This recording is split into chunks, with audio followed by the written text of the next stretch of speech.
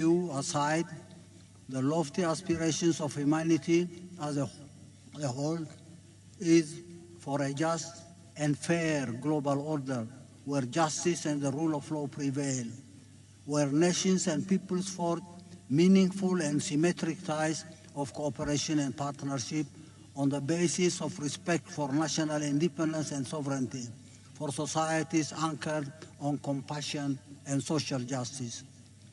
These amorphous movements will require higher coordination in their critical layers. BRICS and other international organizations and platforms that broadly share these values and aspirations must shoulder the responsibility of better articulating and mapping out concrete objectives and strategies. The judicious approach will certainly involve a basket of concrete and consensual instruments that can roll back and sustainably dent the most vicious measures in their toolbox of repression. In this respect, the measures of de-dollarization, already on the offing with varying pace and through different alternative frameworks, could be supplemented by continuous consensus building and joint action in appropriate international forums to prevent conflict. Mechanisms can be worked out to expedite fair and comprehensive resolutions when and if they erupt. Similarly, the opportunities for coordinated and effective action may be explored to rectify systemic weaponization of judicial and other instruments that they have developed for ulterior ends and that are not in consonance with international law and the Charter of the United Nations. I thank you.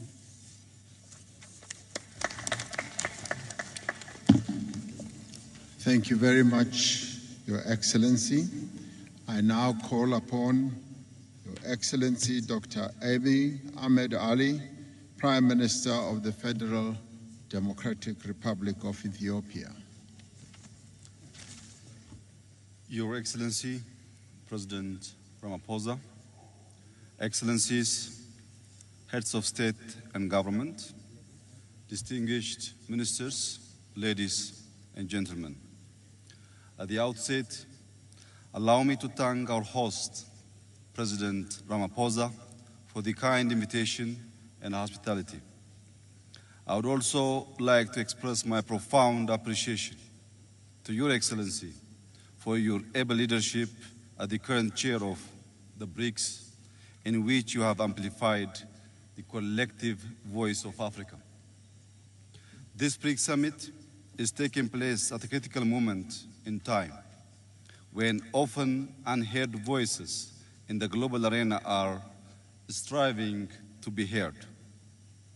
The many crises we have faced as a global community, particularly after the COVID-19 pandemic, have further exposed how cooperation is key for our collective survival. Hence, a growing and inclusive multilateralism is essential to overcome common challenges. A reformed multilateralism entails inclusivity, cooperation, and diversity of voices and interests. By amplifying voices from various corners of the globe, we can collaboratively work for an equitable and peaceful world. In an ever-interdependent world, collectivity is essential to adequately solve global challenges. Transnational problems requires joint solutions. At this crucial time, promoting dialogue and harmony is highly critical for overall peace and prosperity. That's why Ethiopia has always been a champion and a defender of multilateralism. And the BRICS is indeed one key initiative, responding to the repeated calls for a new and inclusive multilateralism. Excellencies, ladies and gentlemen, the name Ethiopia evokes memories of origins and of an ancient and wealthy civilization. Remarkable works of architecture and monuments grace its land. Multiple kingdoms ruled over the dominion thousands of years ago. In this modern history, Ethiopia has remained uncolonized, and it has a long history of diplomacy stretching over 100 years. As a founding member of the League of Nations and the Organization for African Unity, Ethiopia's engagement in the international stage has been quite meaningful and impactful. Ethiopia is Africa's second most populous country, with around 120 million people, a greater majority of which are young and dynamic. This demographic dividend, if harnessed properly, can be a significant asset for cooperation through driving innovation, consumption, and providing a large workforce. Located in the Horn of Africa, Ethiopia also serves as a crucial gateway between Africa, the Middle East, and wider Asia. The efforts we are making in intensive infrastructure development within and across the whole region is a testament to our endeavors toward this regional integration. Our strategic position could provide the BRICS with enhanced connectivity opportunities across these regions. Ethiopia's substantial investment in roads, airlines, clean energy, and telecom infrastructure not only demonstrate our ambition, but also our potential to be a hub of connectivity for the African continent. Our positioning offers a vital link to East Africa's market and has the potential to foster a richer and a more inclusive integration of the global economy. Excellencies, my country has also recorded one of the highest economic growth rates in Africa and has showcased its potential to become one of the continent's largest economies. This growth is backed by a mix of agriculture, manufacturing, and service, demonstrating a diversified and resilient economy. For the past 5 years, Ethiopia has also been in the driver's seat to practical solutions to address climate change. Through our massive Green Legacy tree planting program, the initiative launched in 2019 will be the largest afforestation program in the world, when by 2026 we will have planted 50 billion trees in a total of 8 years. Till last week, we have already planted 32 billion seedlings.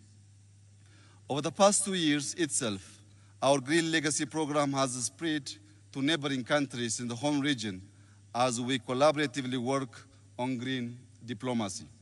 Furthermore, Ethiopia has been an active participant in regional and international diplomacy, including its long-standing contribution to UN peacekeeping missions.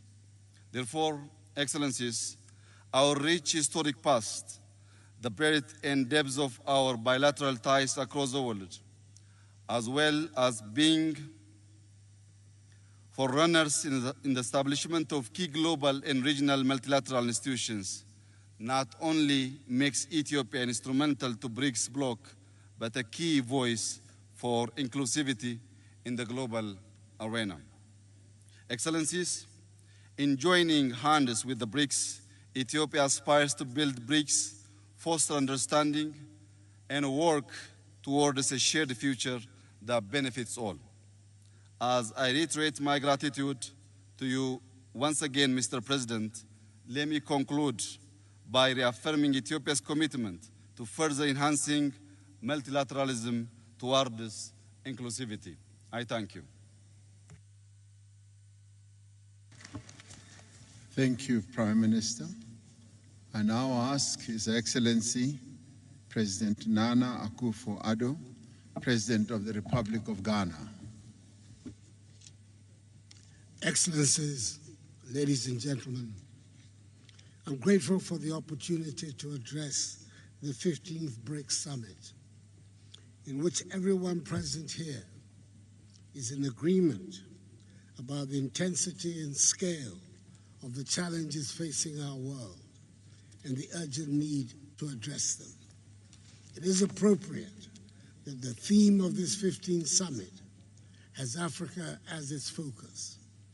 And I thank President Matamela Cyril Ramaphosa and the South African government and people for the invitation and for the warm hospitality the Ghanaian delegation has enjoyed here in South Africa. For an organization that represents some 30% of global GDP and some 42% of the world's population, the importance of BRICS, comprising Brazil, Russia, India, China, and South Africa, to the economic growth and the promotion of progress and prosperity around the world cannot be stressed enough. And I must applaud successive leaders of the BRICS countries for sustaining the relevance of this body. Excellencies, never has there been a time in recent history where malevolent forces have combined in such a manner to bring hardships to the world, especially to those of us in Africa. We are indeed operating in the most difficult of times. The interlocking challenges and the convergence of crises we are faced with pose existential threats that require immediate solidarity and collective action. It is obvious that the world has virtually run out of time to work together in the spirit of multilateralism. If we do not renew our commitments to build, keep, and consolidate peace and democracy all over the world, we would have to brace ourselves to live in a new and more dangerous world today and in the future. The issues of peace, progress, and prosperity in BRICS countries in Africa are deeply intertwined, which presuppose that ensuring the development of Africa should be in our common interest, which will help right the historic injustice of Africa, the richest continent in the world, being as a result of systemic exploitation, the continent with the highest number of the poorest people. Africa, I need reminding you, has 1.3 billion inhabitants, nearly 18% of the world's population, and in 2050 will be 2.5 billion, meaning that 1 out of every 4 persons in the world will be African. Now more than ever, strong partnership between the BRICS nations and Africa, reinforced political dialogue, and expanded cooperation in the fields of economic growth and international security are required.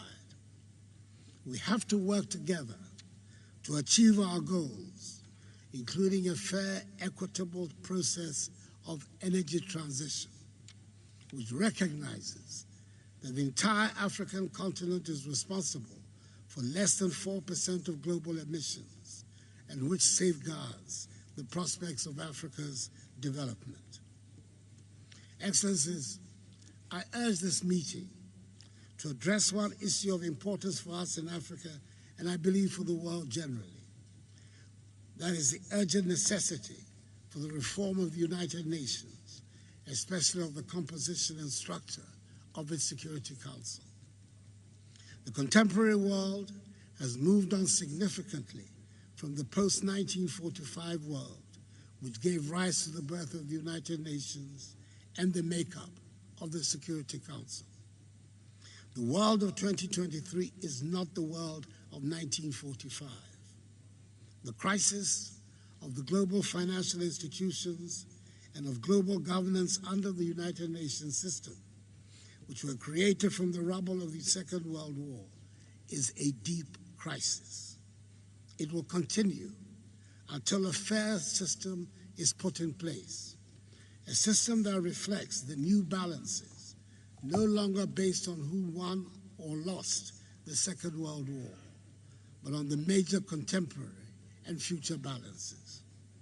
I believe strongly that despite its numerous challenges, Africa is on the cusp of building a great new civilization, which will unleash the considerable energies and huge potential of the African peoples, so that we will make our own unique contribution to the growth of world civilization. Together, working with the rest of us on the continent and with our increasingly educated, skilled, dynamic and growing youthful population, operating under the aegis of the African Continental Free Trade Area, whose Secretariat Ghana has the honor to host, I'm confident a strong partnership with the BRICS nations can help construct a prosperous and self-confident Africa.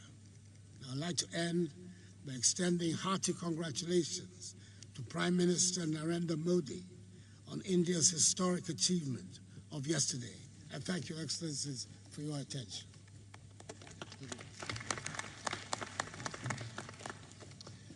Thank you, President. I now have the honor of asking Dr. Said Ibrahim Raisi, President of the Islamic Republic of Iran. Bismillah ar-Rahman ar-Rahim. Alhamdulillah Rabbil Alameen wa sallallahu ala Sayyidina wa Nabiyyina Muhammadin wa alihi at-tahirin wa sahbihi al-muntajabin. رئیس جمهور محترم آفریقای جنوبی،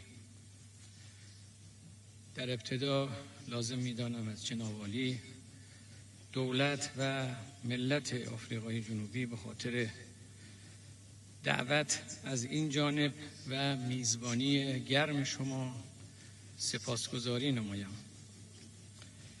لازم است از جناب عالی و رؤسای محترم جمهور چین، روسیه، برزیل و نخست وزیر محترم هند به جهت فراهم نمودن این فرصت تشکر کنم و خرسندی خویش را از حضور در جمع همکاران عزیزم از قاره آفریقا و کشورهای دوست بریکس نیز ابراز دارم.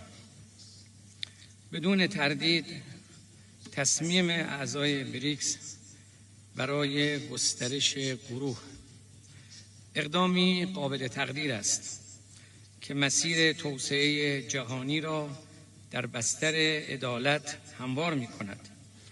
مطمئناً فواید عضویت جمهوری اسلامی ایران در گروه بریکس تاریخ ساز خواهد شد و فصلی نو و گامی قوی‌تر در جهت عدالت، انصاف، اخلاق و صلح پایدار در صحنه بین‌المللی رقم خواهد زد.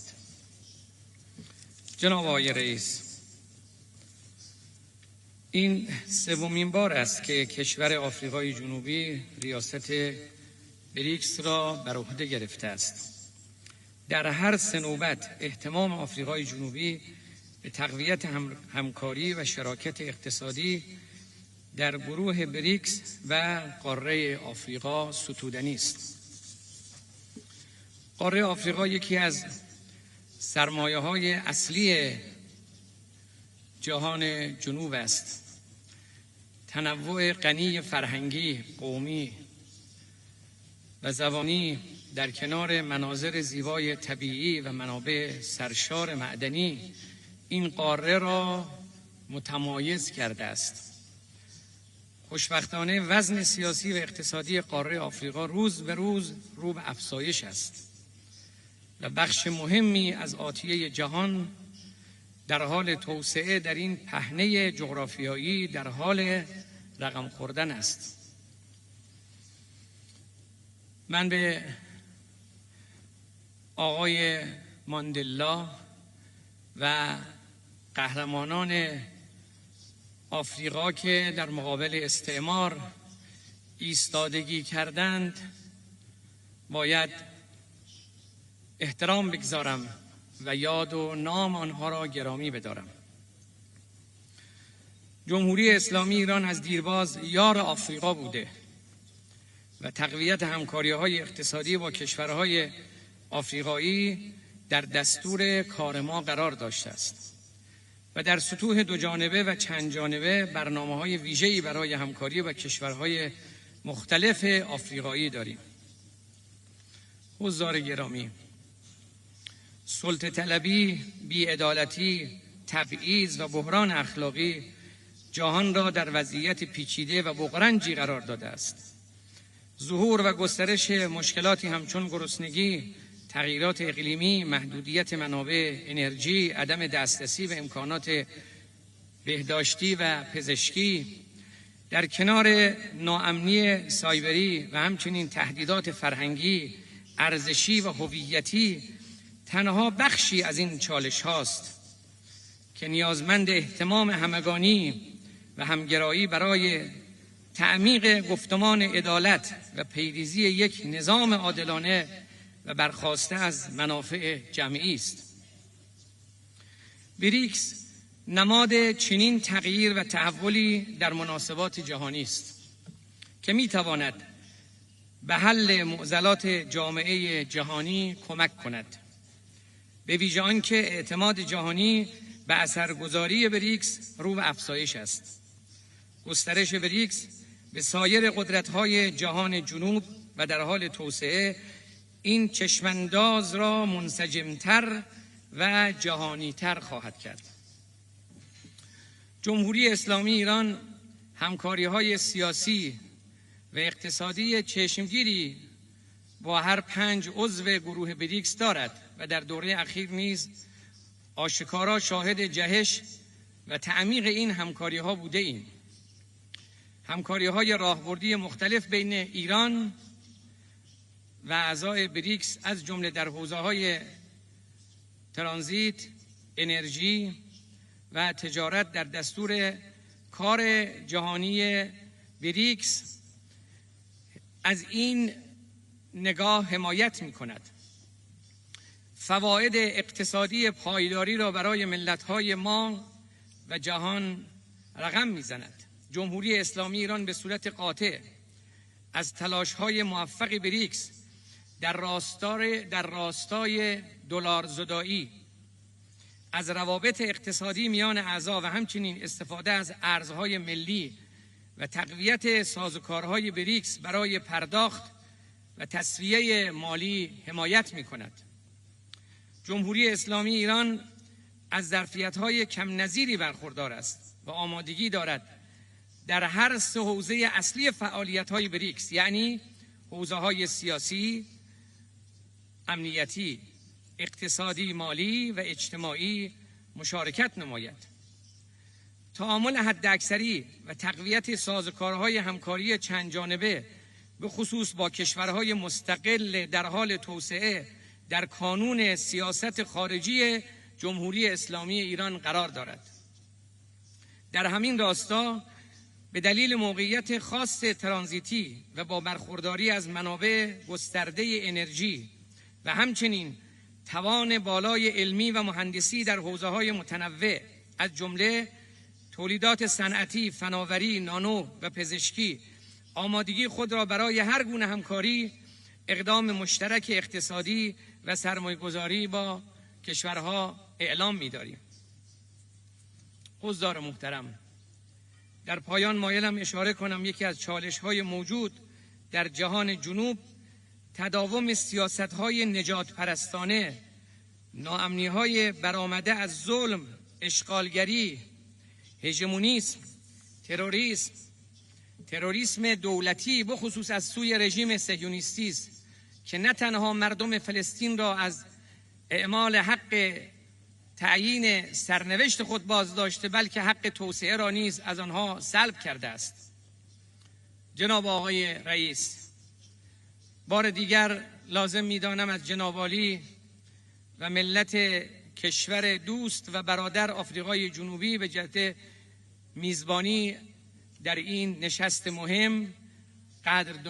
قدردانی نمایم و از حضار محترم به خاطر توجه آنها صمیمانه تشکر کنم و السلام علیکم و رحمت الله.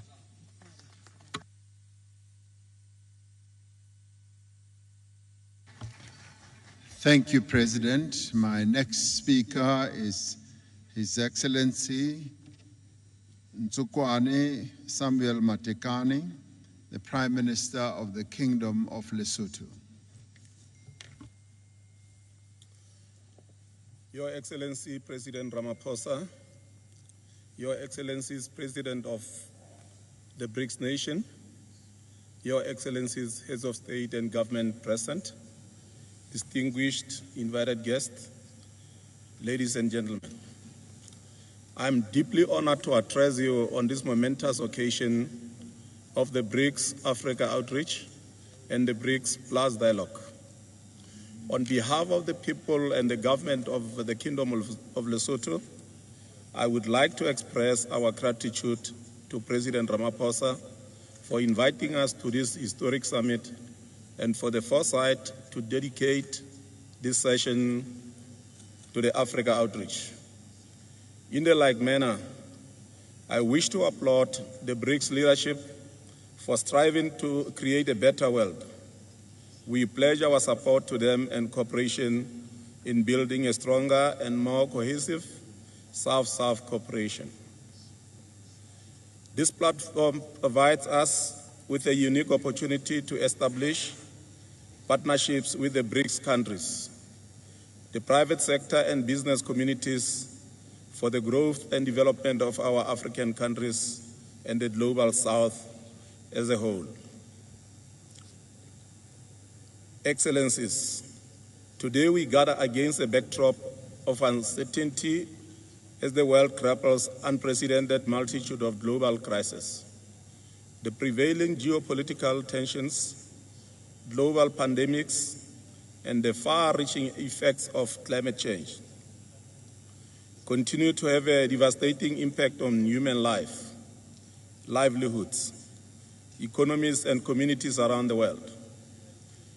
This is further compounded by soaring food and fuel prices, as well as the unsustainable levels of debt. Tragically, it is the people in the global South who bear the heaviest brand of all these challenges. Therefore, the urgency of a dialogue among developing countries to promote economic development, peace and prosperity has never been greater. We call for dialogue and negotiation as fundamental tools for achieving economic development and peaceful resolution of conflicts around the world. In this regard, the reform of the UN security is central to the achievement of sustainable peace. We call on the BRICS countries to support the African common position in this regard. In the same token, the reform of the Bretton Woods institution is key to ensuring equitable economic growth. This is an agenda that we must all join hands in pursuing. Excellencies, we commend the rising influence of the BRICS bloc in recent years and believe it can serve as a valuable platform for addressing the key challenges faced by the global South. By fostering stronger relations among developing countries, we can unlock considerable opportunities for trade, investment, and technological development. BRICS countries are among the largest export markets in the world, and their role and influence in global trade cannot be overstated. There are considerable opportunities for BRICS countries to pursue in Africa, including opening up the markets for products from smaller countries, investing in key sectors such as manufacturing, agriculture and agro-processing, services industries, energy, tourism, transport and general infrastructure in small countries like Lesotho, and extending support to our countries as they strive for industrialization and technological advancement. Excellencies, as we approach the 78th session of the United Nations General Assembly, it is evident that many countries lag behind in our collective pursuit of the Sustainable Development Goals, SDGs. To address this situation, Lesotho recently signed the United Nations Sustainable Development Cooperation Framework 2024-2028, aptly entitled Kalebelo la Ntshege, and loosely translated as fast-paced implementation. This serves as a testament to our resolve to accelerate progress towards achieving the SDGs. In addition, we are actively engaging the youth to explore more innovative approaches to ensure swift yet effective implementation of the UN Agenda 2030 for the benefit of current and future generations. Excellencies, the need for immediate action is crucial when addressing global challenges like climate change. Our ability to confront these challenges relies on our collective unity. In addressing climate change, Lesotho has embarked on an ambitious clean energy initiative. In the current public sector investment program, there are several infrastructure projects that are aimed at addressing the gaps in the energy and transport infrastructure. Lesotho is endowed with natural resources, specifically water and diamonds. Moreover, we have a huge potential for green energy generation, such as hydro, solar and wind power for domestic markets and export into the Southern African power pool. We therefore invite BRICS countries to partner with us and invest in these ventures which offer guaranteed lucrative returns on investment. Allow me also, Excellencies, to inform you that we are planning to convene the Water and Hydrogen Conference and Expo in Maseru, Lesotho from 12 and 13 October 2023. This conference will showcase the steps and action that Lesotho is undertaking towards becoming the world's first sustainable digital hydro nation. We welcome strategic partners with like-minded nations and institutions. We invite all of you to grace this groundbreaking conference with your presence.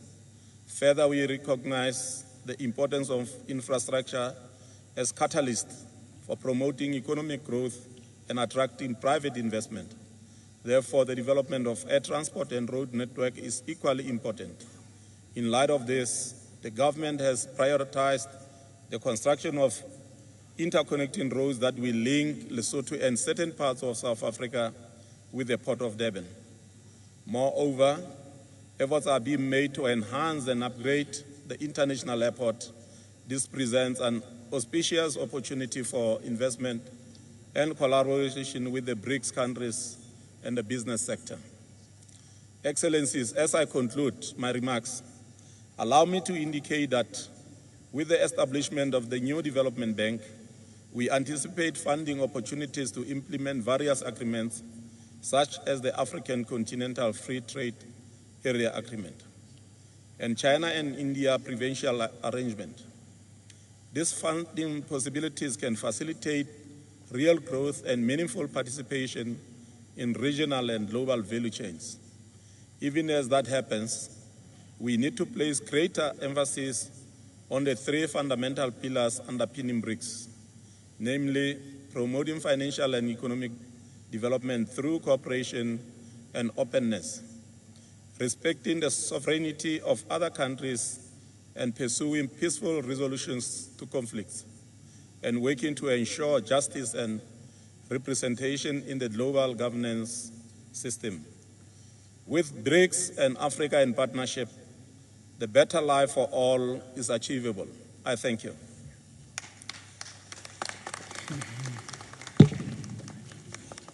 Thank you. Somebody has lost their wristwatch. If you have lost your wristwatch, please come to the table or send somebody to come and pick it up. My next speaker will be His Excellency Dr. Lazarus Chakwera, the President of the Republic of Malawi.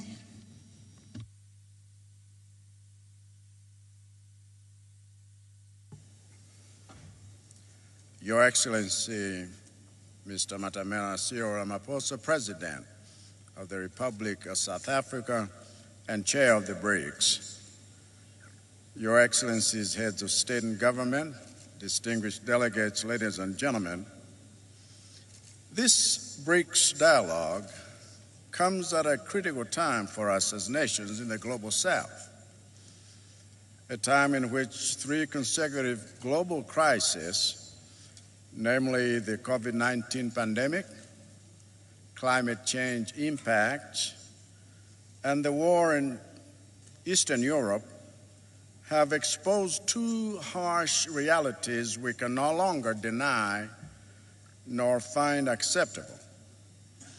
First, they have exposed the extreme vulnerability of our countries to external shocks owing to weak infrastructural, food, health, environmental management, governance, educational, and social protection systems that we need to develop to make our economies more resilient. Secondly, they have exposed the global financial and institutional systems' incapacity to respond to our needs speedily and fairly. So now that we know how vulnerable to shocks we are and how unresponsive to our needs the global financial system and multilateral institutions are, what remains is for us to do something about it. And we are more than capable of doing something about it, for not only is there strength in our numbers, because the nations gathered here represent close to half of the human population, but there is also abundance in our resources. For the nations gathered here are the custodians of the bulk of the natural resources the world needs for the creation of the digital and green economies of tomorrow. The place to start is for us to confront the barriers that have denied us a stake in global prosperity in the past. One such barrier is our own failure to build our own institutional and financial systems that can better facilitate the implementation of instruments like the African Continental Free Trade Area, AfCFTA, and the aspirations of platforms like the Forum on China-Africa Cooperation, FOCAC, the Russia-Africa Summit, and the India-Africa Forum Summit, IAFS. A second barrier we must confront is the monopoly that some countries enjoy of multilateral institutions like the UN Security Council, where we must insist that it is no longer acceptable for a handful of countries that claim to love democracy and equality to have the power to undemocratically make decisions about us without us. 5 months ago, as outgoing chairperson of the least developed countries, LDCs, I presided over the launch of the Doha Program of Action for LDCs for 2022 to 2031 in Doha, Qatar, under the auspices of the United Nations. And yet none of the 46 nations that are part of this program have a permanent representation on the UN Security Council, where decisions are made affecting its progress. This is unacceptable. 5 months ago, I led my nation in mourning the loss of over 1,000 Malawians, the displacement of over 500,000, and the destruction of crops and infrastructure that over 2 million depend on, following the devastation caused by Cyclone Freddy. And yet Malawi has no nation to permanently represent its interest on the UN Security Council, where the nations that are the greatest cause of climate change remain unaccountable for meeting their obligations for climate change mitigation, adaptation, and loss and damage. That is unacceptable. In the face of these global challenges, Malawi is determined to work with BRICS nations to promote multilateralism and uphold international law in a new and better framework, because Malawi is not satisfied with a post-colonial geopolitical framework that has failed to deliver equitable prosperity for our people. We must reboot the system. We must reboot it now. And we are here to help BRICS nations design the software. I thank you for your attention.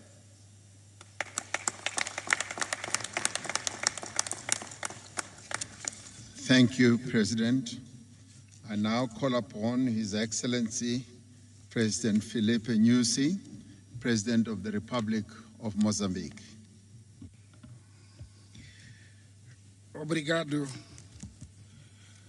caro irmão e bom vizinho, Sua Excelência Cyril Ramaphosa, Presidente da República de África do Sul e Presidente de exercício do BRICS. Senhores Presidentes e chefes de governos das nações de BRICS, Senhores Presidentes e Ministros dos Estados convidados, Excelências, minhas senhoras e meus senhores. Ao iniciar a minha intervenção como Estado convidado a esta Cimeira dos BRICS, quero, em nome da República de Moçambique e em meu próprio, agradecer o honroso convite endereçado por Sua Excelência Cyril Ramaphosa, Presidente da República de África do Sul.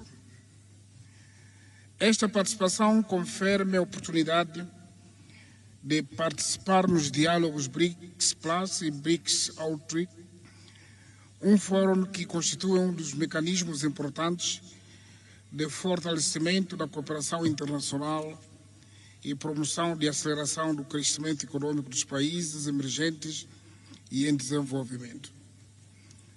Senhor Presidente, na dinâmica da atualidade, a cooperação multilateral para o desenvolvimento constitui um grande desafio para a esfera das relações entre os Estados na perspectiva de inclusão do Sul global, nos sistemas multilaterais como forma de promover o crescimento econômico. Permitam-me que ressalte alguns aspectos que, a nosso ver, são críticos no contexto atual. Primeiro, aspecto relevante que decorre de recuperação econômica no período pós-Covid-19, apesar de haver indícios de uma trajetória de melhoria na maioria dos países, ainda prevalecem fatores negativos que amortecem a velocidade de crescimento, nomeadamente a persistência da inflação em quase todo o mundo e a alta das taxas de juros nos países credores acarretou o aumento de custo de financiamento para os países africanos. Esta realidade implica o aumento do serviço da dívida, a quebra das reservas externas, com consequência na depreciação cambial. Segundo, aspecto crítico que se relaciona com a transição energética e as mudanças climáticas. Com efeito, o nosso continente tem um contributo insignificante nas emissões do carbono e é habitado por milhões de pessoas que ainda não têm acesso à energia. Ao mesmo tempo, os nossos países são vítimas de ciclones tropicais e secas recorrentes, com impacto na produção agrícola, o emprego para os jovens, a qualidade da vida das pessoas e a deslocação de milhares de pessoas dentro do continente e em relação à Europa.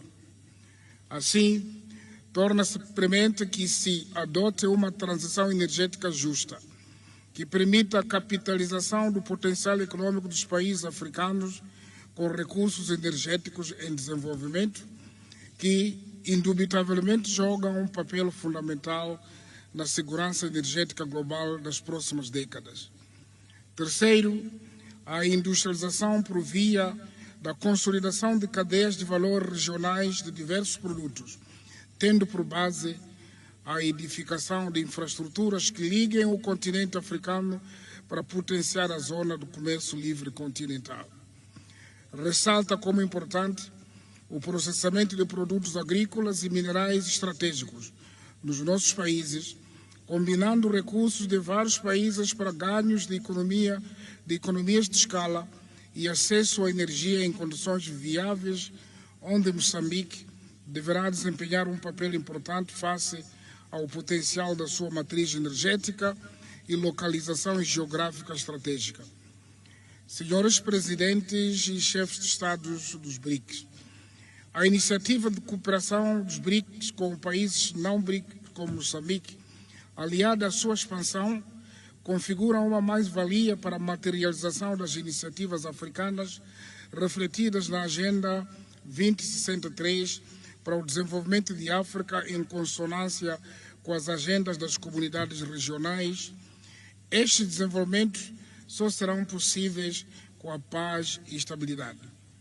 O combate cerrado ao terrorismo, a pirataria marítima no continente africano e no mundo, tendo por base os fóruns multilaterais com participação ativa dos países menos desenvolvidos, em linha com os ditames da lei internacional e sem influências de rivalidades geopolíticas. Por último, gostaria de, mais uma vez, saudar a iniciativa dos BRICS relativas ao novo Banco de Desenvolvimento que deverá reduzir o déficit de infraestruturas no continente africano. Saudamos o fato de privilegiar a componente de financiamento de infraestruturas econômicas e sociais vitais, sendo de destacar a necessidade concreta de construção de estradas e pontes, escolas e hospitais, barragens e outros sistemas de retenção e gestão da água, entre outras. Estas infraestruturas bastante importantes no impulso do progresso econômico, o que poderá criar o bem-estar para os moçambicanos. Senhores presidentes, excelências, ao associar-se a estes diálogos Moçambique, falo com a convicção de que BRICS pode construir mais uma forma de destaque para compartilhar interesses e esforços através de ações concretas, propiciando benefícios mútuos num ambiente de complementaridade e solidariedade que caracteriza o Sul global em diversas questões de interesse estruturantes dos nossos Estados. Muito obrigado pela atenção.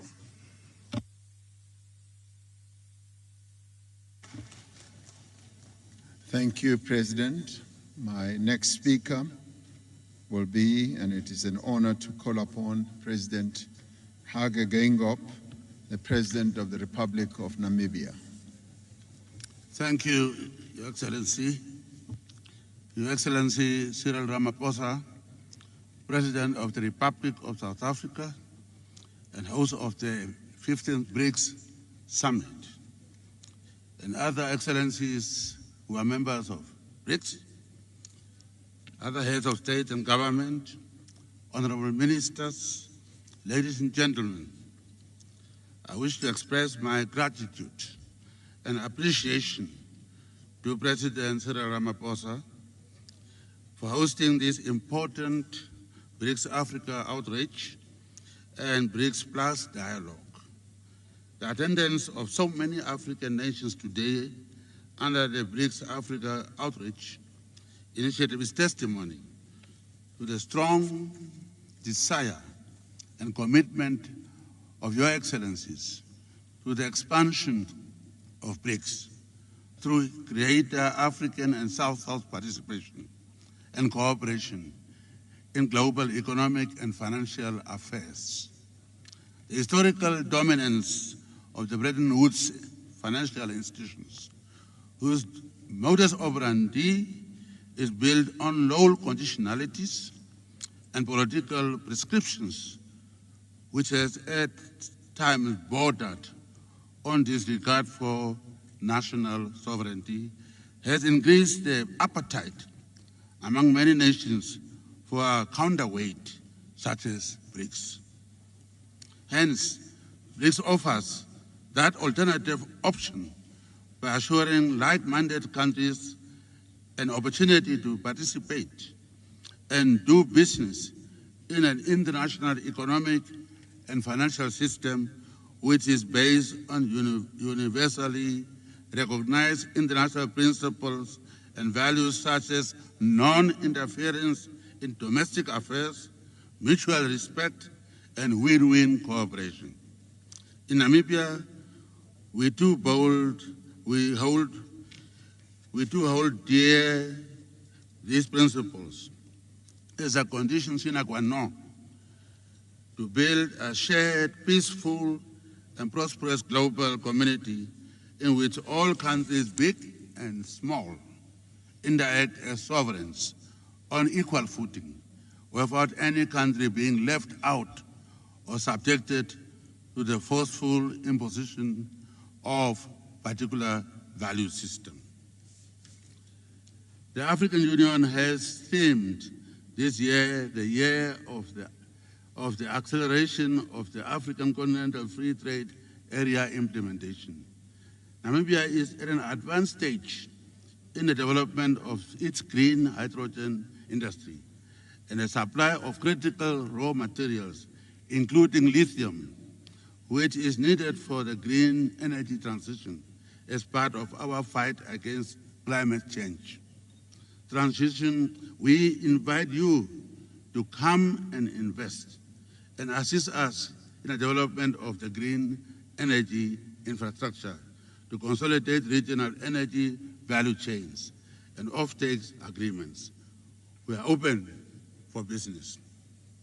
In conclusion, I trust that this dialogue will elaborate on some of the crucial modalities of how an expanded BRICS Plus will function in the best interests of all its members. We hope that BRICS will not be divided like United Nations, which has a Security Council for the few of the veto powers and a General Assembly for the majority of member states who don't enjoy the same privilege of a veto. We believe that an important global grouping of nations such as BRICS, which is born from a collective desire of the countries from the South to make the international order more just and equitable and favorable to peace and development for all, will, if that would do that, will go down or break down the barriers of division, confrontation, and conflicts. I wouldn't like, if we are going to have, and I don't know the conditions for membership for others, I wouldn't like to see we're going to have a BRICS, the original members, to be like the United Nations Security Council, and the rest will be others, will be General Assembly members, no veto rights. In that case, we're not adding anything. We are going to have a group of original members who will be the Security Council 5 with veto rights, and we come in, if you come in as BRICS and others. Are you going to be named one by one or just others?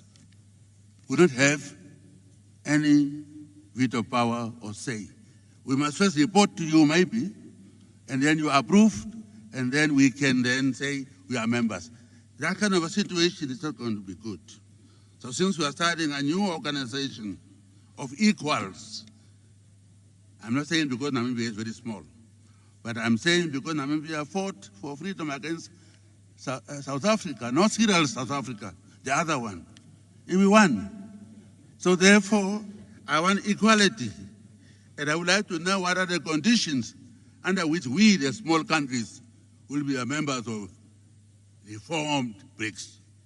With these very few remarks, I look forward to further engagement during this dialogue. And I thank you very much.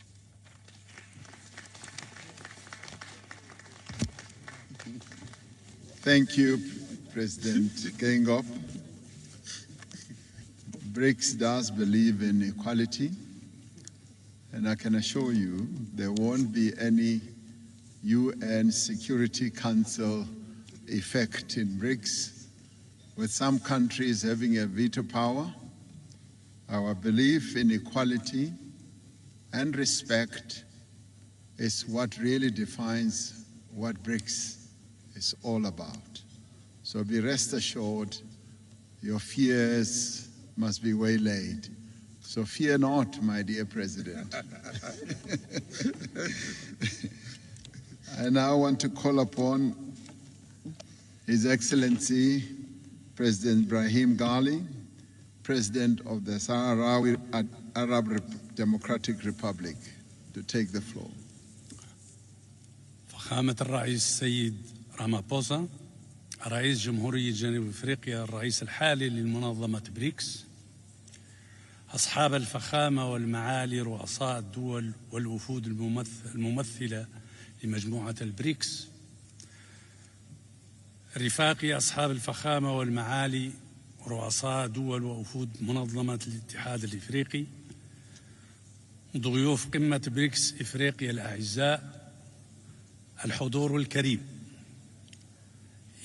يطيب لي بداية أن أعرب عن جزيل الشكر والتقدير لجنوب إفريقيا، بلد نيلسون مانديلا، حكومة وشعبا برئاسة فخامة السيد الرئيس سيريل رامابوسا، على الدعوة الكريمة التي تلقيناها باسم مجموعة البريكس، وعلى ما حظينا به من كريم الوفادة وحسن الاستقبال،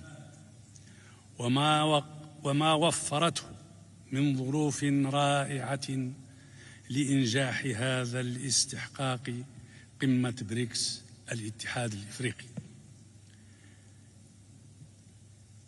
إفريقيا قارة تمتلك قدرات هائلة بشبابها الحيوي، وتزخر أرضها بثروات هائلة، إلا أنها عانت وما زالت تعاني من التهميش وحتى من الاستغلال والمديونية التي أفقرت العديد من بلدانها وحالت دون نموها الاقتصادي والاجتماعي.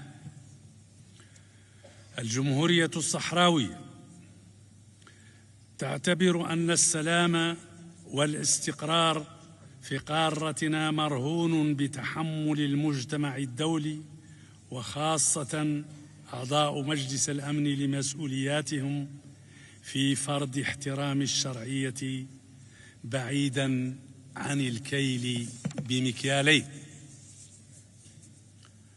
فالجمهورية الصحراوية تخاطبكم من منطلق أنها تعاني اليوم في القرن 21 من ظلم صارخ وانتهاك سافر للقانون الدولي، ونهب متواصل لثرواتها الطبيعية، بتدخل مخجل من أطراف دولية تسعى لفرض خيارات أحادية ظالمة، بما في ذلك على مستوى بعض أعضاء مجلس الأمن الدولي،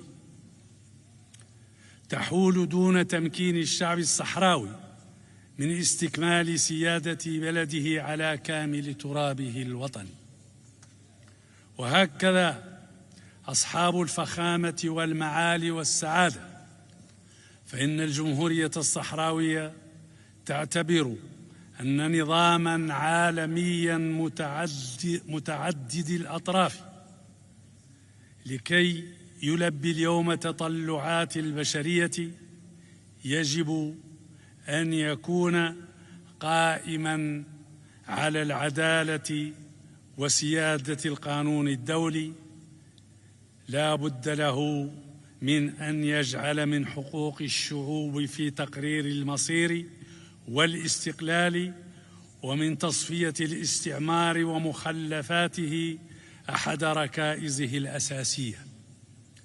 لا بد له من أن يضمن خلق ديناميكية جديدة تقضي على الفوارق الظالمة سياسياً واجتماعياً واقتصادياً بين مختلف مناطق العالم، وتصب في النهاية في مصلحة البشرية جمعاء.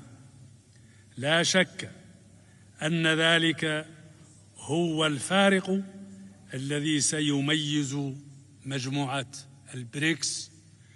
كل النجاح والتوفيق لهذا اللقاء.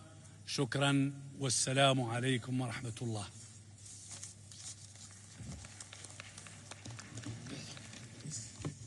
Thank you, President. My next speaker is His Excellency Carlos Villanova, President of the Democratic Republic of Sao Tome and Principe.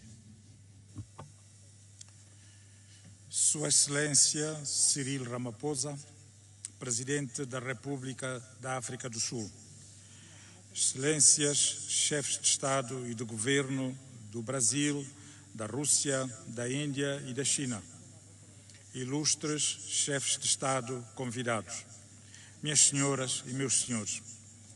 Quero, em primeiro lugar, agradecer o honroso convite que me foi formulado pelo Presidente Cyril Ramaphosa, Presidente da República da África do Sul e Presidente pro tempore dos BRICS, para, na minha qualidade de chefe de Estado de Sao Tome e Príncipe, um pequeno Estado insular, participar nesta prestigiada 15ª Cimeira dos BRICS, nomeadamente nesta reunião BRICS África Outreach. Quero igualmente felicitar o Presidente Ramaphosa pela excelente iniciativa de ocasionar, uma vez mais, o encontro BRICS África.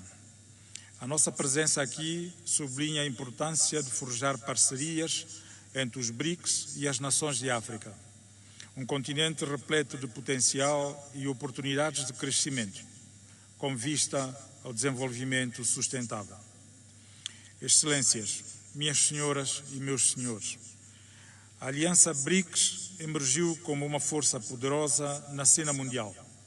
Representa não só a proeza econômica, mas também o compromisso de promover a colaboração entre nações com histórias, culturas e aspirações diversas. Ao reunirmos-nos, reconhecemos a importância de aproveitar o nosso potencial coletivo para enfrentar os desafios que abrangem continentes e sociedades. O meu país, Sao Tome e Príncipe, personifica a resiliência de uma nação que convive cotidianamente com complexidades dos recursos limitados e das restrições geográficas. Encaramos as nações que compõem os BRICS como parceiros valiosos da nossa caminhada rumo ao crescimento e ao desenvolvimento sustentável. Acreditamos que, ao combinarmos os nossos pontos fortes, podemos encontrar soluções inovadoras para desafios comuns, como as alterações climáticas, a redução da pobreza e o desenvolvimento de infraestruturas. Na verdade, uma abordagem colaborativa entre os BRICS e a África pode conduzir a avanços transformadores que proporcionarão a melhoria das condições de vida das nossas populações, no respeito da salvaguarda do nosso planeta. Excelências, o desenvolvimento sustentável não é apenas uma simples retórica, é um imperativo moral e uma responsabilidade partilhada. Os países que compõem o BRICS vêm demonstrando a sua dedicação a esta causa, por exemplo, através de iniciativas que promovem as energias renováveis, a transferência de tecnologia e o investimento responsável. Estas são algumas dentre muitas áreas em que a cooperação BRICS-África reveste-se de extrema relevância. Com efeito, ao alargar essas iniciativas às nações africanas, podemos promover um crescimento econômico inclusivo que ajude as comunidades mais vulneráveis. O meu país, por exemplo, pode servir de centro de experimentação de energias renováveis, demonstrando como as práticas sustentáveis podem ser integradas mesmo nos ambientes geograficamente mais limitados. Através do compartilhamento de melhores práticas e cooperação em políticas, poderemos adotar abordagens mais eficazes para enfrentar desafios socioambientais. O princípio do multilateralismo inclusivo está no centro das nossas aspirações. Num mundo cada vez mais interligado, é imperativo que os nossos parceiros reflitam a diversidade de perspectivas e vozes. A ênfase dos países BRICS numa ordem mundial multipolar alinha-se perfeitamente com o desejo da África de ter uma plataforma onde cada nação, independentemente da sua dimensão, possa contribuir de forma significativa. Assim, a parceria com os BRICS, além de configurar um espaço de cooperação mutuamente vantajosa, pode representar para as nações africanas uma plataforma para ampliar a sua presença no palco global, assegurando que as nossas preocupações são ouvidas e que as nossas soluções são integradas no discurso mais alargado. Ao concluir, e na convicção plena de que os nossos desafios, embora numerosos, não são insuperáveis, quero aqui reforçar a parceria entre os BRICS e a África. É um farol de esperança, um testemunho do poder de colaboração e dos objetivos partilhados. Juntos, podemos forjar um conjunto para o crescimento e desenvolvimento sustentável, a paz e o multilateralismo inclusivo. Agradecendo uma vez mais o convite que me foi formulado para participar neste importante evento, faço votos que as conclusões e deliberações aqui chegadas sejam válidas contribuições para construirmos um futuro em que as nossas nações e os nossos povos prosperem e o nosso mundo se torne um lugar mais justo e equitativo para todos. Muito obrigado pela vossa atenção.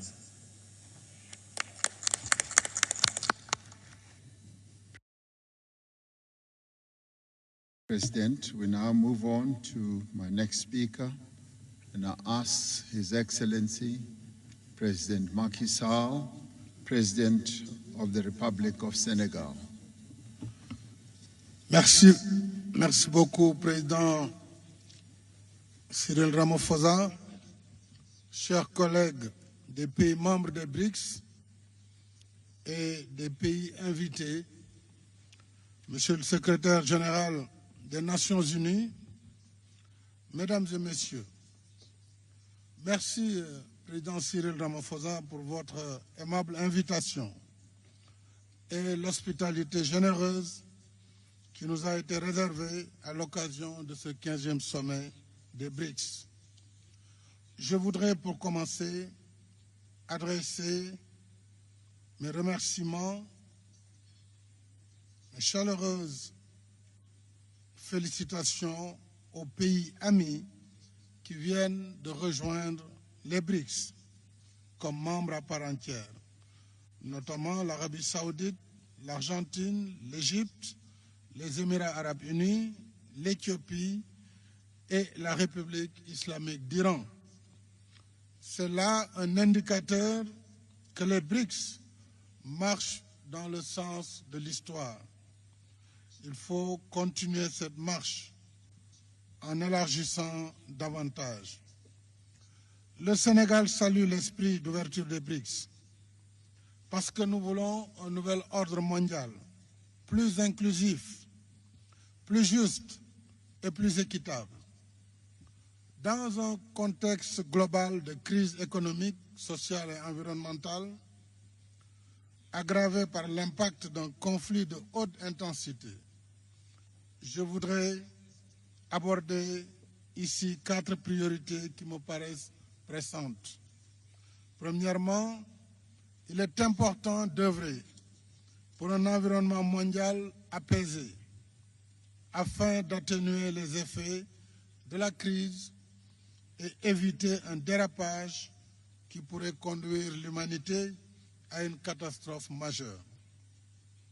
Deuxièmement, le Sénégal souhaite que les BRICS soutiennent pleinement le plaidoyer des pays du Sud pour la mise en œuvre des engagements financiers convenus dans le cadre de l'accord de Paris sur le climat et surtout plaider pour une transition énergétique juste et équitable tenant compte de la responsabilité des uns et des autres, mais tenant compte également de notre retard dans le processus d'industrialisation et d'accès universel à l'électricité, dont plus de 600 millions d'Africains sont encore privés. Troisièmement, nous appelons à la mobilisation effective des engagements de réallocation des droits de tirage spéciaux en faveur des pays éligibles et à la mise en œuvre plus conséquente des initiatives du G20 post-Covid en faveur du financement des économies du Sud. Le besoin est pressant, je l'ai dit, puisque selon les estimations des Nations Unies, 52 pays sont en défaut de paiement ou s'en rapprochent, dont la majorité des pays les moins avancés et des pays les plus vulnérables au changement climatique. Quatrièmement, enfin, la réforme de la gouvernance politique, économique et financière mondiale s'impose. Tout le monde reconnaît que la composition des principales institutions internationales, leur méthode de travail, y compris leur processus décisionnel, ne reflète plus les réalités du moment. Ensemble, nous devons travailler à une évolution du Conseil de sécurité des Nations Unies, du Fonds monétaire international et de la Banque mondiale, pour qu'ils soient davantage plus représentatifs des intérêts de tous les pays membres. Il en est de même pour la réforme du système de notation des agences d'évaluation, dont les pratiques, notamment la surévaluation des risques dans les pays en développement et particulièrement dans les pays africains, conduisent et ont pour conséquence d'avoir des coûts d'emprunt abusifs, parfois jusqu'à 8 fois supérieurs à ceux des pays développés. Je voudrais pour terminer remercier nos amis des BRICS pour leur soutien à la candidature de l'Union africaine au G20.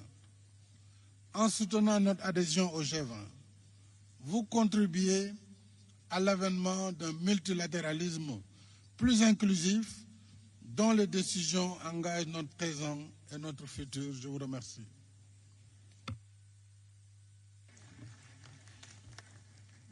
Thank you, President.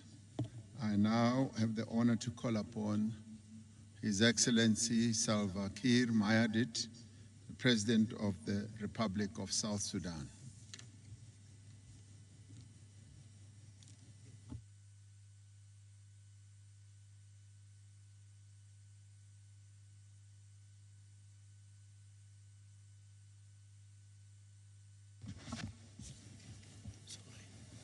Thank you.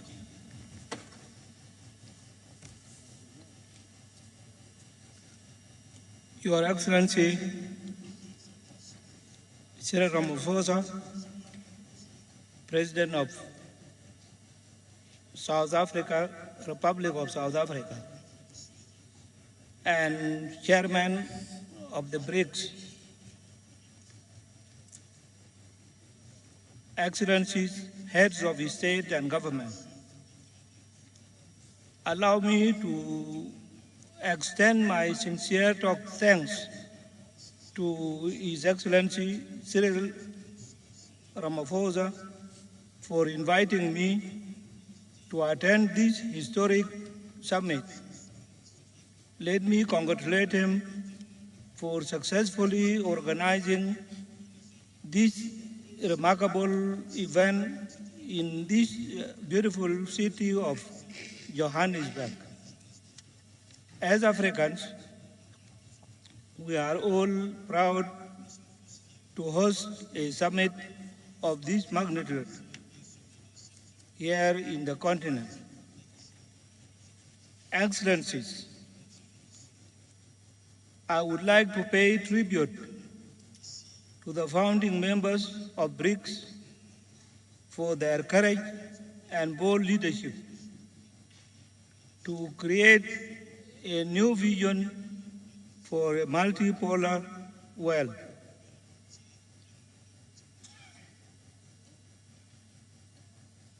The well that is governed by inclusive and genuine economic interdependence. The theme of this historic summit, BRICS and Africa, partnership for mutually accelerated growth, sustainable development, and inclusive multilateralism captures this new spirit. With BRICS, people in the global south can now imagine a new world where nations can cooperate and trade on mutually acceptable terms. With BRICS countries, we can enter into economic cooperation without any fear of strategic considerations of certain powerful states coming in between the mutually agreed economic and trade arrangements. Your Excellencies, given that BRICS stands for alliance with our vision of multilateral institutions, I am publicly announcing that South Sudan is interested in joining the bloc, subject to meeting criteria set by the organization. Like other states that have expressed their interest in joining this organization, we hope that BRICS will become for us the institution that believes in and cherish sovereign equality of states, not only in words, but also in its practices. As a young country with numerous development-related challenges, South Sudan will be looking at BRICS alternative financial system as an avenue to borrow from, to fast-track roads building, boost agricultural production, and in the long term, build its industrial and manufacturing capacity. Excellencies, ladies and gentlemen, thank you very much for listening.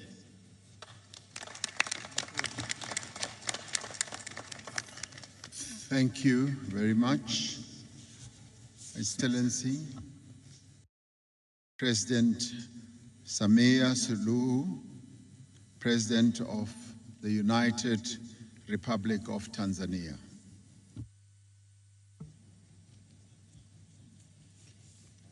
Your Excellency Cyril Ramaphosa, President of the Republic of South Africa, heads of state and government of BRICS member states, fellow heads of states and governments of the African Union member countries, ladies and gentlemen, it is both a pleasure and an honor to join you in this beautiful city of Johannesburg for the 15th BRICS Summit. Mr. Chairman, allow me to use this brief time allotted to me to applaud you, members of the BRICS, for keeping this association going since its establishment in 2009. Indeed, the international challenges that inspired the creation of BRICS have evolved, and one may say to the worse. Henceforth, in the face of the poly crisis and rising global uncertainty, there is a great need to have a meaningful dialogue that seeks to find common solutions to common challenges. That's why I welcome and commend the selection of the theme for this dialogue. I'm very optimistic that this dialogue will advance deliberations geared toward resolving the complex challenges which our countries are facing both individually and collectively. Excellencies, one aspect which I personally consider critical in the course of the dialogue is the call to redouble efforts and take concrete actions to address the North-South divide so as to deepen strategic, financial, trade, investment, and economic partnerships based on a just international economic order. It is gratifying, however, to note that amidst these challenges, the BRICS offer a possibility of coming up with a more equitable, balanced, and fair mechanism to deal with an international economic order that has thus far remained unattainable and an elusive aspiration. It is on these grounds that BRICS African Partnership needs to focus on unlocking potential opportunities on the continent towards realization of both Agenda 2063 and the Sustainable Development Goals, which includes the operationalization of African Free Trade Area. Forging ahead, Tanzania envisages the BRICS African Partnership that supports African endeavors in promoting and strengthening regional value chains, and furthermore, partnership that can promote or help African producers to be able to gain access to broader export markets. Excellencies, the second issue which I wish to underscore is the continued relevance and the validity of multilateralism. I note with satisfaction that this has been captured in the theme of this summit. Indeed, multilateralism stands as the major tool in addressing most of global geopolitical challenges. And in this regard, as we convene in multilateral fora such as this one, we should not lessen our efforts to strengthen the United Nations. At its 78th years of existence, it remains the sole body with universal membership. And so, Tanzania, at this point, would wish to reiterate this, in the strongest voice on the need to reform the UN Security Council to make it fairly representative, effective, and reflective of the current geopolitical realities. Excellencies, ladies and gentlemen, as I conclude, I would wish to commend the Republic of South Africa for the excellent hosting of this summit.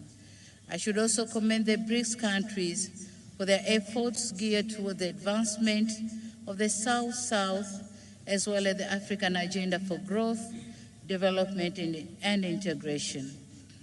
It is Tanzania's hope that African issues and concerns, as well as priorities, will continue to feature in the upcoming BRICS engagements. The United Republic of Tanzania is and remains a staunch supporter of multilateralism, more inclusive and fair global system, a well-functioning financial architecture, and a deeper South-South cooperation.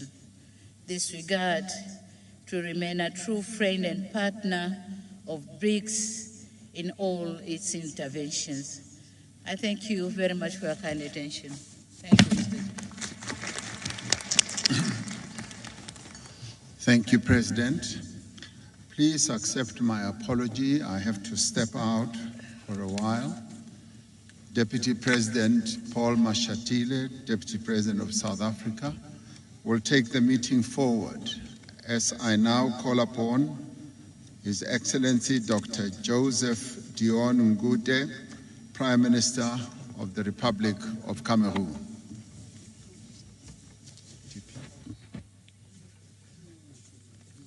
Your Excellency Cyril Ramaphosa, President of the Republic of South Africa, your brother and counterpart, the head of state of Cameroon, His Excellency Paul Biya, received your kind invitation to attend the 15th BRICS Summit here in Johannesburg. The head of state would have liked to be here in person, but owing to a prior engagement, he has asked me to represent him. I hereby take this opportunity to express our sincere thanks to you, to your government, and to the friendly people of South Africa for the very warm welcome given to us since we arrived here, and of course, of the excellent arrangements you've made for this summit. At this moment, I would like to pay a vibrant tribute to the leaders of BRICS, their excellencies, Luiz Inácio Lula da Silva of the Federative Republic of Brazil, Vladimir Putin of the Russian Federation, Narendra Modi of the Republic of India, whom we heartily congratulate for the successful landing of the space vessel on the south side of the moon. Excellency Xi Jinping of the People's Republic of China, and of course our host Cyril Ramaphosa of the Republic of South Africa. I wish to emphasize that Cameroon has excellent cooperation ties with each of your countries. Your Excellencies, Head of State and Government, distinguished guests, ladies and gentlemen, further to the 14th BRICS Summit held in Beijing, China in June 2022, which affirmed the ambition to foster a high-quality partnership between the BRICS and open up a new era for global development. The BRICS leaders are at this 15th summit discussing the BRICS Africa Partnership for mutually accelerated growth, sustainable development, and inclusive multilateralism. The challenge is to ensure that we continue to work together to build solidarity around the core values that motivated the establishment of this important group. Our world is currently facing many challenges, including, amongst others, insecurity, terrorism, climate change, cybercrime, the militarization of space, and the malicious use of social media. Faced with these global challenges, the hopes and expectations of our people continue to grow. Individually, countries are finding it difficult to respond promptly and adequately. To this end, Cameroon welcomes and appreciates the various initiatives under discussion for the development of the African continent and for the drive towards a fairer, more united, and more equitable world. This vision of the world is in line with that of Cameroon, based on a commitment to inclusive multilateralism, respect for the sovereignty of states, and other principles of peaceful coexistence in the quest for shared growth and co-prosperity. Your Excellencies, Heads of States and Government, distinguished participants, ladies and gentlemen, under the leadership of the Head of State, His Excellency Paul Biya, Cameroon is actively engaged in this path. In fact, Cameroon has embarked on a vigorous plan to implement the SDGs and the Agenda 2063 through the adoption of a national development strategy designed to make Cameroon an emerging country by 2035. For example, Cameroon is one of the pioneers in the implementation of the agreement on the African Continental Free Trade Area. In addition, Cameroon, in conjunction with other members of the Congo Basin Forest, which is one of the forest lungs of the world, is working actively to find solutions to climate change. To conclude, I would like to express the hope that the recommendations resulting from this summit will help to strengthen and consolidate cooperation between the BRICS and Africa. I thank you for your kind attention. Thank you. Thank you very much, Your Excellency. I now invite Prime Minister, His Excellency Salef Kezabo of the Republic of Chad. You may make your statement, Prime Minister. Merci, Monsieur le Président. Excellence, Monsieur le Président des pays membres de BRICS, Excellence, Monsieur le Président en exercice de l'Union africaine, Monsieur le Secrétaire général des Nations unies, Messieurs les Présidents des communautés économiques régionales, Excellences, Mesdames et Messieurs. Permettez-moi de me joindre aux orateurs précédents pour témoigner ma sincère gratitude à notre frère, Monsieur Cyril Ramaphosa, Président de la République d'Afrique du Sud, à son gouvernement, ainsi qu'au peuple frère d'Afrique du Sud pour l'accueil et l'hospitalité qui nous ont été réservés depuis notre arrivée à Johannesburg. Permettez-moi aussi de vous informer que, compte tenu d'engagements de dernière minute, Son Excellence Mahamat Idriss Déby Itno, président de transition, président de la République du Tchad et président en exercice de la SENSAD, n'a pas pu faire le déplacement pour être avec nous aujourd'hui. Cependant, il m'a chargé de livrer son message que voici et que je vous lis intégralement. Citation. Je voudrais exprimer ma profonde gratitude à tous les membres des BRICS pour cette invitation qui est une marque de considération pour notre organisation, la SENSAD, et qui sera pour nous l'occasion d'évoquer les défis de l'heure qui méritent l'attention des BRICS pour un développement harmonieux. Excellences, Mesdames et Messieurs, le thème de ce sommet intitulé « Les BRICS et l'Afrique, partenariat pour une croissance mutuellement accélérée, un développement durable et un multilatéralisme exclusif » m'amène à rappeler à votre auguste Assemblée la situation des pays membres de la SENSAD dans un contexte mondial marqué par des luttes pour relever le défi du développement, du vivre ensemble, de la paix et de la stabilité politique. Je voudrais rappeler que les pays membres de la SENSAD, à l'instar d'autres pays, traversent une période charnière de leur histoire où la paix et la stabilité font l'objet de défis permanents.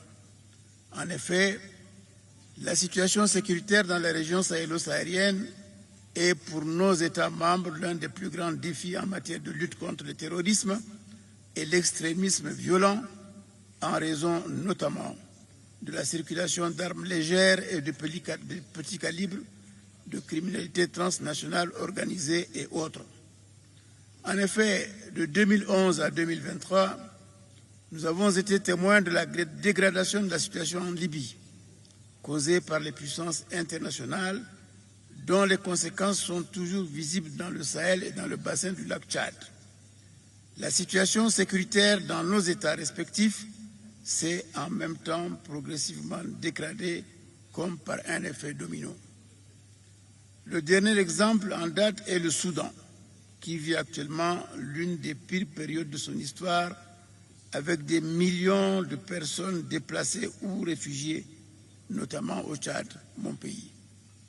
Ces réfugiés ont besoin d'aide d'urgence qui tarde à se mobiliser. C'est le lieu d'appeler les BRICS et l'ensemble de la communauté internationale à faire preuve de plus d'humanisme et de solidarité à l'image de ce que nous avons observé ailleurs dans le monde. Les États membres de la SADR font face à cette situation avec responsabilité et détermination afin d'assurer leur part de l'histoire. Excellences, Mesdames et Messieurs, les États membres de notre communauté économique régionale disposent d'énormes ressources agricoles, de fort potentiel en élevage et de riches terres aussi bien en surface qu'en profondeur.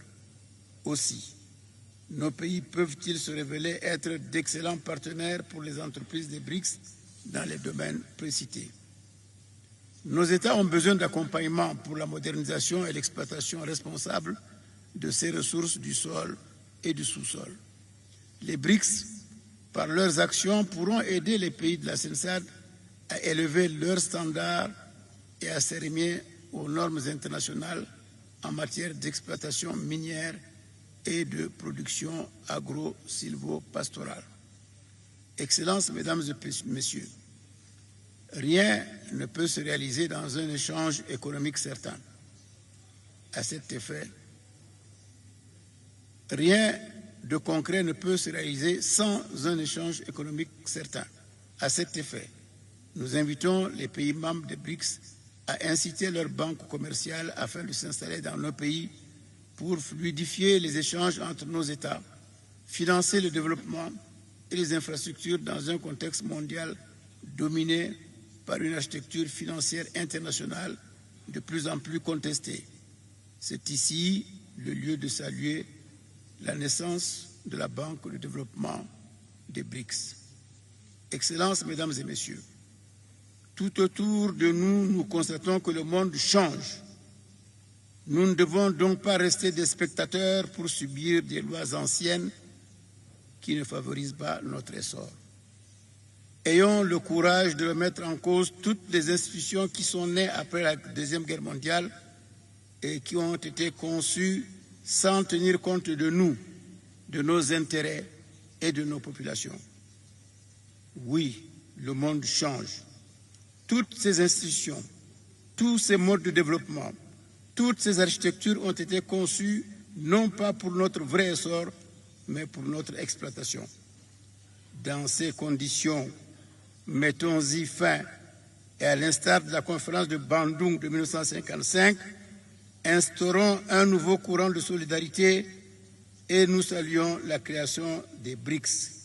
Nous saluons l'adhésion d'un certain nombre de pays, dont les pays africains, l'Égypte et l'Éthiopie.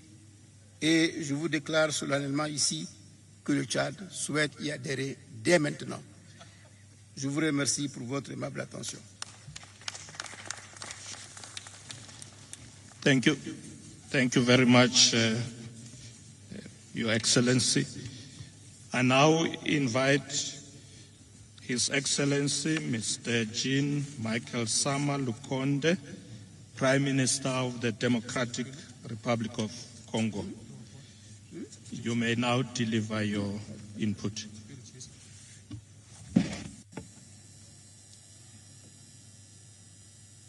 Merci, Monsieur le Président.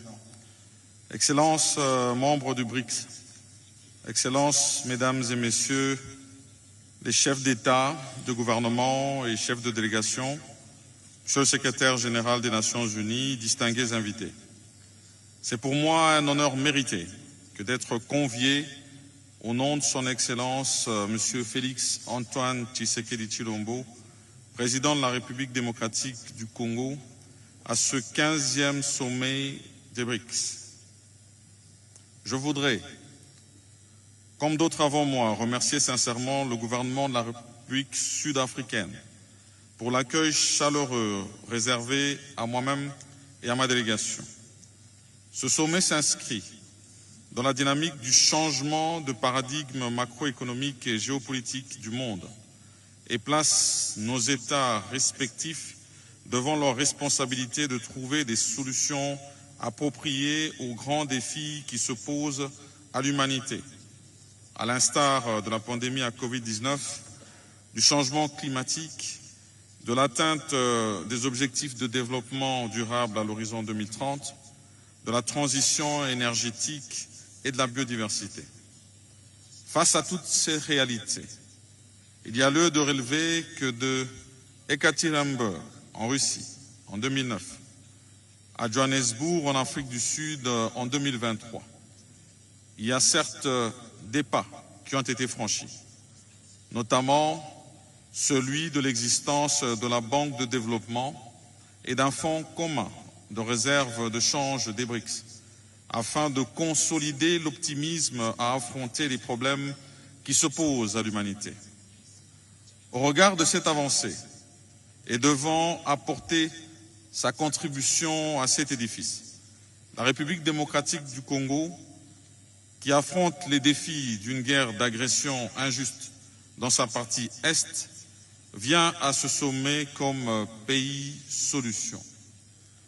Pays solution en ce que la République démocratique du Congo dispose d'un potentiel et des atouts qui constituent un apport indéniable aux défis que je venais d'énumérer. Primo, de par son étendue, c'est un vaste territoire de 2 345 410 km², disposant de 80 millions d'hectares de terres arables, utiles au développement des grands projets agricoles. Mon pays héberge une main-d'œuvre de plus de 50 millions de jeunes. Secondo, sur le plan des écosystèmes, elle dispose d'un massif forestier protecteur de la couche d'ozone d'environ 155,5 millions d'hectares, soit 10% des forêts tropicales de la planète et plus de 60% des forêts du bassin du Congo. En plus d'importantes réserves des écosystèmes naturels de la planète, les tourbières, puis de plus de 30 gigatonnes de dioxyde de carbone, et de plus, avec sa faune et sa flore, la République démocratique du Congo est classée 5e puissance mondiale en biodiversité. Tertio, pour ce qui est de la réponse au déficit énergétique, mon pays dispose d'un potentiel photovoltaïque estimé à 70 000 MW grâce à son exposition naturelle sous la ligne de l'équateur, mais également un important potentiel énergétique d'environ 37% du potentiel africain et 6% du potentiel mondial, et est en mesure de fournir plus de 100 000 MW grâce à son barrage hydroélectrique de Inga. Quattro, au sujet de la transition énergétique, il y a lieu de relever que la République démocratique du Congo détient au-delà de 60% de la production mondiale de cobalt. Outre le lithium, qui est assez connu, mon pays regorge d'autres minerais critiques qui entrent dans la fabrication des batteries et des piles à hydrogène et dont la demande augmente sans cesse pendant cette ère des énergies renouvelables. Au regard de tous ces atouts, j'aimerais bien attirer l'attention de tous à plus d'engagement financier dans les programmes destinés aux domaines cités, mais spécifiquement à ceux orientés vers nos centres semi-urbains et villages concernés par la transition énergétique et qui impliquent la protection de l'environnement. Excellences, Mesdames et Messieurs les chefs d'État, du gouvernement et chefs de délégation, l'évaluation des potentialités que regorge mon pays m'amène à réaffirmer son caractère de pays solution, car les investissements souhaités et attendus et qui s'inscrivent dans une coopération multilatérale gagnant-gagnant permettront au monde d'affronter les défis qui se posent à lui sans heurts. Tout en réitérant mes remerciements, je souhaite plein succès à ces présentes assises et je vous remercie.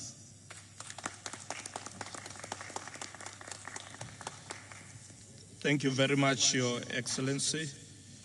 May I now invite Prime Minister Dr. Mustafa Medbouli of the Arab Republic of Egypt. You may deliver your address.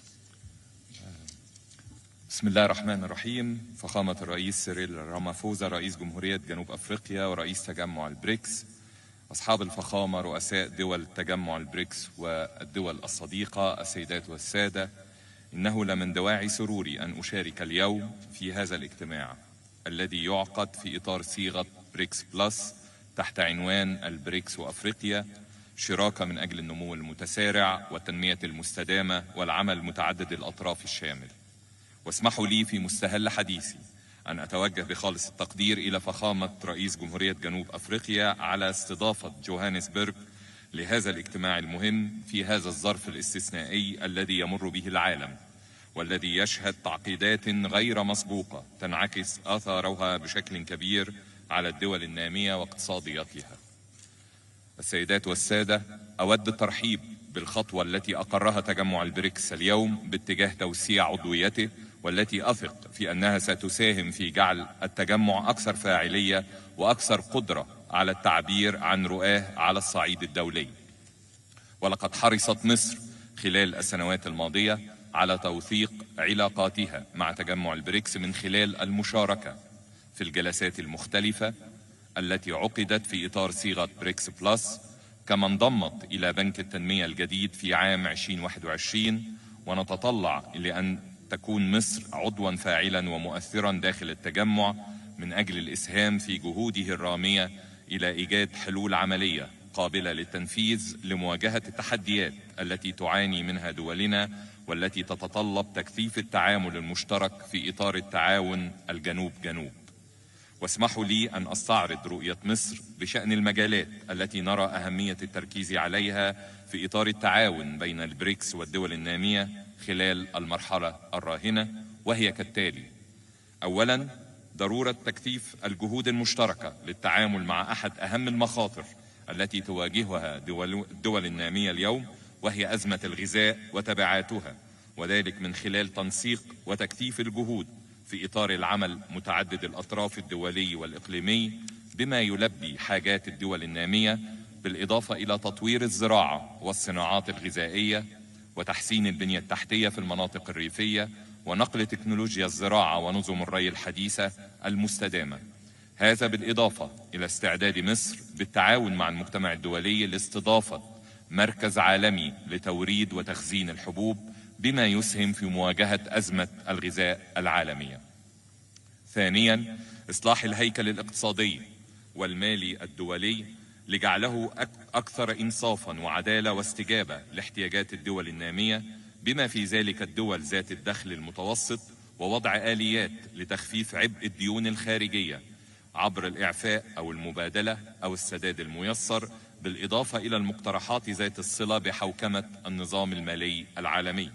كما نتطلع إلى دعمكم لما أطلقناه مؤخرا مع الدول الأفريقية الشقيقة من مبادرة تحت مسمى تحالف الديون من أجل التنمية المستدامة، بهدف خلق إطار مشترك لتنظيم معاملات الديون المستدامة خاصة للدول النامية متوسطة الدخل، بما يتضمن مبادلة الديون بمشروعات تنموية. هذا بالإضافة إلى أهمية العمل المشترك على تشجيع الصفقات المتكافئة والتبادل التجاري بالعملات المحلية فيما بين دول تجمع البريكس والدول النامية، وأيضا فيما بين الدول الأفريقية. ثالثا، أهمية البناء على نتائج مؤتمر كوب 27 الذي استضافته مصر في عام 2022، وتعزيز دور بنوك التنمية متعددة الأطراف والمؤسسات التمويلية في تمويل العمل المناخي، والعمل على تنفيذ مخرجات مؤتمر شرم الشيخ، وتدشين صندوق لدعم الدول النامية في مواجهة الخسائر والأضرار، ودعم جهود التحول العادل إلى الطاقة النظيفة والمتجددة.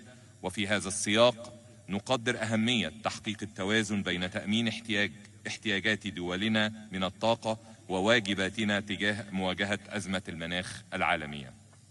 رابعاً، ضرورة إعلاء مبادئ القانون الدولي وميثاق الأمم المتحدة في العلاقات بين الدول، واحترام سيادة الدول وعدم التدخل في شؤونها الداخلية، والاستناد إلى المحافل الدولية المتعددة الأطراف والعمل الجماعي لمواجهة التحديات المشتركة والاعتماد على سياسات التهدئة والحوار والتفاوض من أجل التوصل إلى حلول سلمية للنزاعات، لا سيما وأن السلام والأمن والاستقرار شرط أساسي لتحقيق التنمية.